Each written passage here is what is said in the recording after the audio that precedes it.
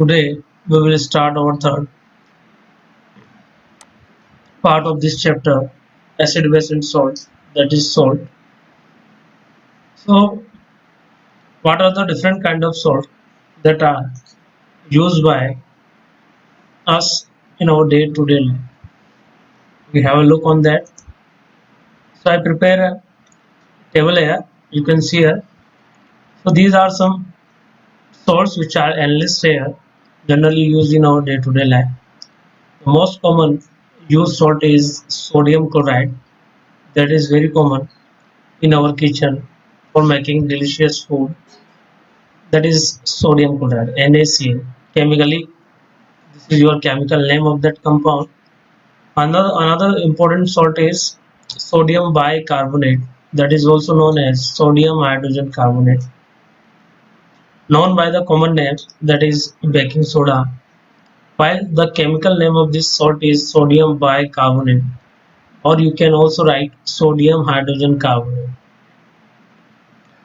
In this next salt is washing soda, that is denoted as Na2CO3, that is called sodium carbonate. This is used for washing purposes, that's why it's called washing soda. This baking soda is used for cooking purposes, that's why it's called baking soda, because generally it is used for making bread soft. Next is bleaching powder, that is CaCl2, which is yellow in color and having pungent smelling. It is a pungent smelling compound having yellow color, always releasing on decomposition a gas that is chlorine. Chemically, it is known as calcium oxychloride, calcium CaO for oxy, and this is your product. Or calcium oxychloride is a bleaching powder, generally used as a germicide.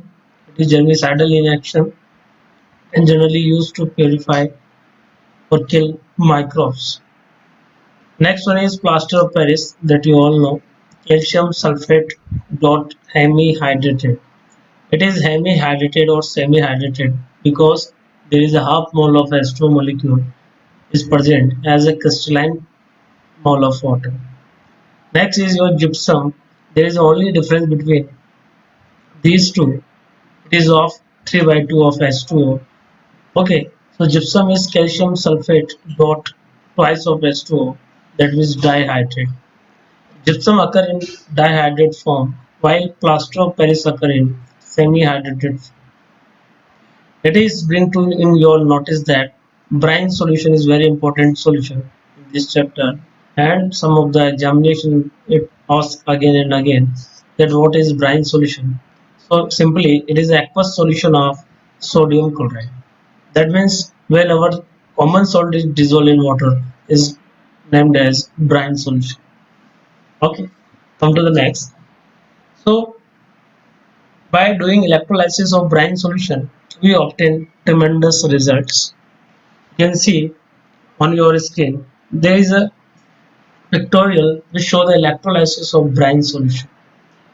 First go over the term electrolysis. Basically electrolysis means breakdown of compound in presence of electricity. You can see here we take a brine solution as a raw solution, NaCl and H2O. Whenever this sodium chloride is dissolved in water, it breaks into Na plus sodium cation, chloride anion, proton is also there, and hydroxide ion will also be there. Basically, these four type of ions are present during electrolysis of brine solution. As electricity is supplied externally, these anions are always moving towards the anode, while cations are always moving towards the cathode. So this is your cathode. So you can see here at cathode H plus ion get reduced, that means they gain electrons and form hydrogen gas, while chloride ion loses their electrons and become oxidized and give chlorine gas. By seeing these This setup we conclude following points. First point is that hydrogen is released from the cathode while chlorine gas is evolved from the anode. Hydrogen gas is formed by the process of reduction while chlorine gas will form by losing electron, that means oxidizing process. Formation of chlorine represent oxidizing process while formation of hydrogen for represent reduction process. While after releasing of these two gases, there is a NaOH which are remain inside the solution will give finally NaOH. So the overall reaction, if I prepare, then what we got?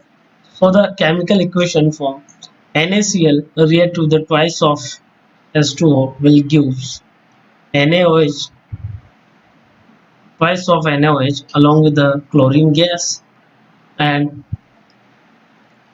twice of hydrogen gas.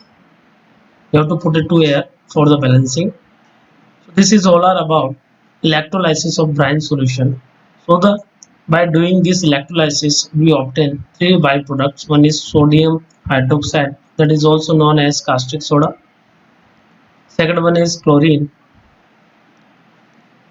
So this is chlorine and this is caustic soda is a base. NaOH is a base. That's why it's also known as alkali. So this process is also known by the name chlor-alkali process. Okay. So this is all are about electrolysis of brine solution. Come to the next. What about the preparation of other salts? For example, calcium oxychloride. For example, plaster of Paris, that is calcium sulfate hemihydrate. So how we prepare this chlorine gas which evolved from the electrolysis of brine solution when passed through lime water, that is calcium hydroxide, then there is a formation of bleaching powder will occur along with the byproduct water. So this is a preparatory method for the bleaching powder. What about the plaster of Paris? If gypsum undergoes strong heating at the temperature 100 degrees Celsius approx or 373 Kelvin, then we got then 3 by 2 moles of H2O get dehydrated and it will give calcium sulfate dot half H2O as a product, that is POP, plaster of Paris. Come to the next. We have two more salts which we have to prepare. One is sodium hydrogen carbonate and sodium carbonate. So both sodium hydrogen carbonate and bicarbonate and carbonate are prepared with the help of well-known process, that is Solvay process. Solvay is the name of that process. Generally occur in three steps, but I represent these three reactions within a two reactions. You can see here there is again utilization of brine solution. Brine solution is so important in production of chlorine gas, in production of bleaching powder, in production of sodium hydroxide, in production of sodium bicarbonate, in production of sodium carbonate. That's why brine solution is an important solution. You can see here brine solution is a raw material. So basically there are three raw materials for the Solvay process. One is brine solution, that is NaCl plus H2O, ammonia gas and carbon dioxide gas. When brine solution over the surface of this brine solution,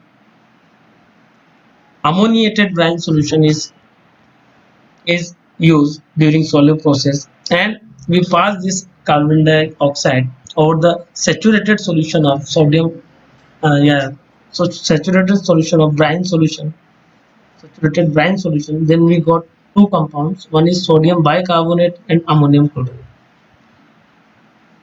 Both the compounds are insoluble with each other. That means ammonium chloride is soluble in that present in a liquid state, while sodium bicarbonate is obtained becomes insoluble. So sodium bicarbonate is insoluble. That's why we obtain this in a pellet form, while ammonium chloride is remains in a liquid form. So both of them can easily separate from each other by simple physical process, physical separation by it may be by filtration. This insoluble sodium bicarbonate undergo heating and will give sodium carbonate. You can see here 2 moles of sodium hydrogen carbonate undergo heating will give sodium carbonate. On cooling, this sodium carbonate gain 10 H2O and become washing soda. So basically, solvent process is occurring two steps. There is another question which can be formed in your examination, that why potassium carbonate cannot be prepared by using this process, that means solvent process. So the very easy answer is that the potassium bicarbonate, yeah, potassium hydrogen carbonate, which will form during this process, is remains soluble in ammonium chloride. So we can't separate here both of the compounds. That's why we are unable to reach to step number second. That's why we are unable to form potassium hydrogen carbonate or potassium carbonate. This is a limitation of solvent process, that we can't prepare potassium bicarbonate or potassium carbonate through this solvent process. Come to the next. So now we discuss the complete NCERT question answer. These are the remaining NCERT backside question answers. You can see here.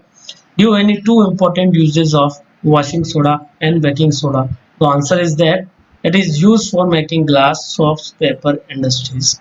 It is used to remove permanent hardness of the water. Baking soda uses are, it is used as a baking powder. Baking powder is a mixture of baking soda and a mild acid is known as tartaric acid. So there is a difference between baking powder and baking soda. Baking soda is your sodium bicarbonate, while baking powder is a sodium bicarbonate along with the tartaric acid. Okay, during heating, this sodium bicarbonate will give carbon dioxide, which is generally used for making breads, coffee, and soft. Okay, so this is used in bakery process. That's why it's called baking soda. And because of that baking soda has a great importance in our daily life. It may use as a common antacid. It may use to make crispy pakoras. It is may use as a uh, remove hyperacidity of the stomach. Second thing, second uses of this baking soda is it is used in soda acid fire extinguisher.